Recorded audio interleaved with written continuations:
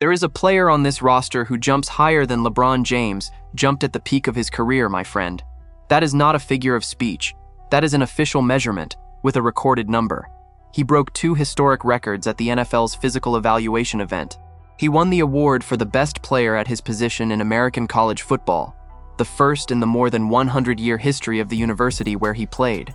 He was taken in the 2nd round of the 2026 draft, and 4 months after all of that, one of the most respected reporters in Philadelphia just described him with a single word, and that word is devastating. Unplayable. Not too slow, not too weak. Unplayable. And here is the detail that makes this story different from every other disappointing rookie story you have ever heard. This kid's problem is not in his body. His body is practically perfect. The problem is somewhere else, and there is a piece of his background hidden in plain sight that explains exactly why this is happening. If you are a die-hard Eagles fan, hit that like button and subscribe right now, because you are going to finish this video seeing this situation completely differently from what the headline suggests. Let us start with the big picture. The Philadelphia Eagles came into this offseason with sky-high expectations for their rookie class, and the assessment at the end of training camp is mixed.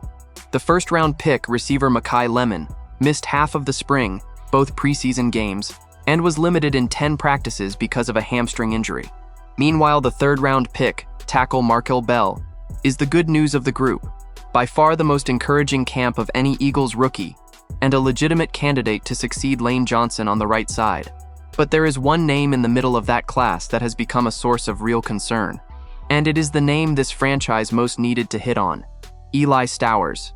To understand the size of the frustration, you need to know who this kid is, because his story is exceptional. Stowers grew up in Corinth, Texas, and played for Denton Guyer High School. Except he was not a tight end. He was a quarterback, and a good one.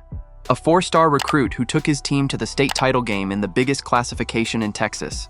And outside of football, he was a state champion in the high jump, with a personal best of 7 feet.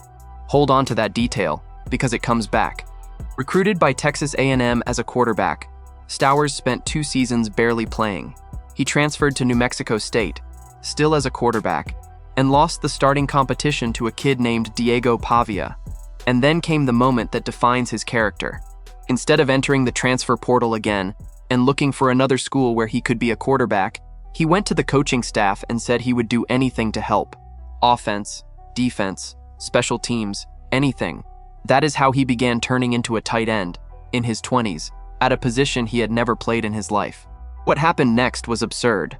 In his single season at New Mexico State, he put up 35 receptions for 366 yards. He transferred to Vanderbilt and exploded. 49 catches for 638 yards and 5 touchdowns in year 1, and 62 catches for 769 yards and 4 touchdowns in year 2.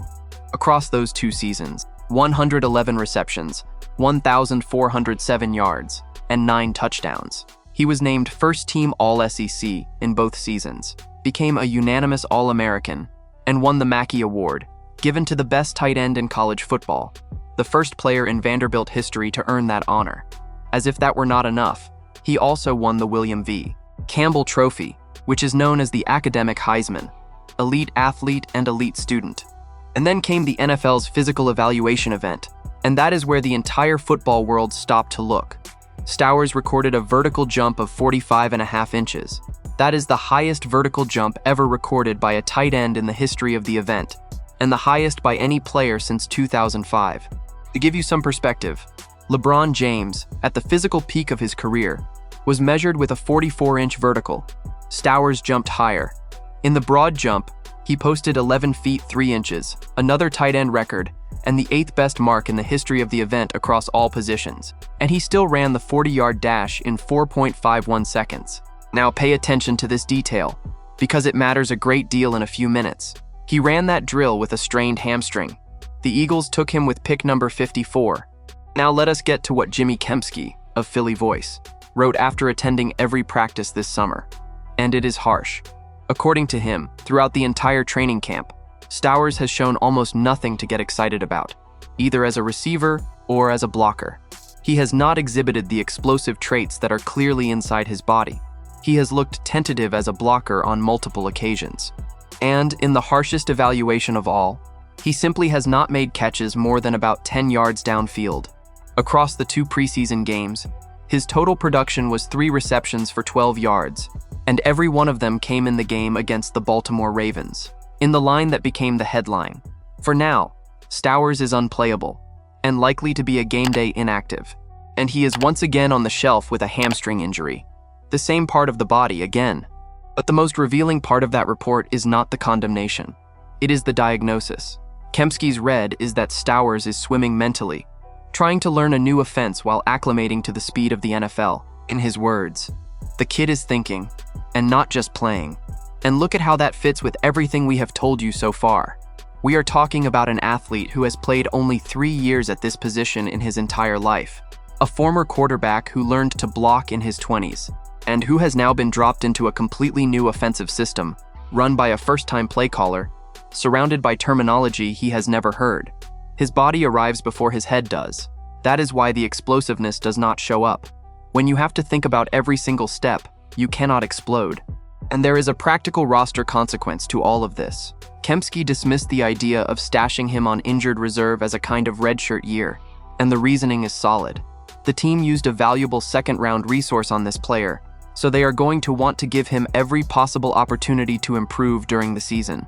And if he is on injured reserve, he cannot practice with the team, which means he stays on the roster taking up a spot.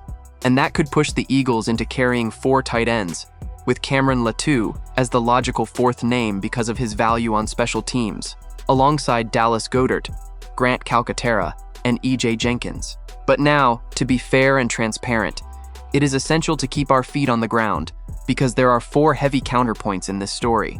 First, the sample is tiny, and this is the slowest position of all to develop. Tight end is historically the role that demands the most time in the NFL, and we are talking about a convert with 3 total years of experience at the position. Judging this in August is like judging a book by its first paragraph. Second, the author himself made clear this is an evaluation, not a sentence.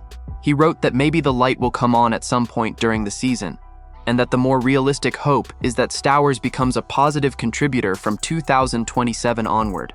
That is not declaring failure. That is adjusting the calendar. Third, the injury contaminates the entire analysis. How do you measure explosiveness in an athlete whose hamstring is compromised? He had already run the most important drill of his life hurt in that exact same spot. A tight end with a hamstring problem cannot accelerate, cannot cut, and cannot block from a firm base. Fourth, none of this is a surprise to anybody who read the pre-draft reports. Evaluators said openly that he was not effective as a blocker, that he missed his targets in space, and that he had a tweener body type. He lined up in the slot on 2/3 of his snaps in his final college season. The Eagles knew exactly what they were buying. And with Dallas Goedert and Grant Calcaterra ahead of him, there was never really a big role available in year 1 anyway. So the question I am leaving with you comes in 3 parts. First, is a second-round pick who will probably spend the entire season inactive and evaluation failure by the front office, or just the normal price of betting on an athlete with an enormous ceiling? Second, would you have used that pick on Eli Stowers, knowing he had only 3 years of experience at the position and a well-documented history of struggling as a blocker? And third, this is the one that divides people the most. Do you believe the light is going to come on for this kid? Or does this smell like another second-round pick wasted by Howie Roseman? Leave your opinion in the comments. Do not forget to hit that like button and subscribe to the channel. I will be back later to update you with the latest Eagles news.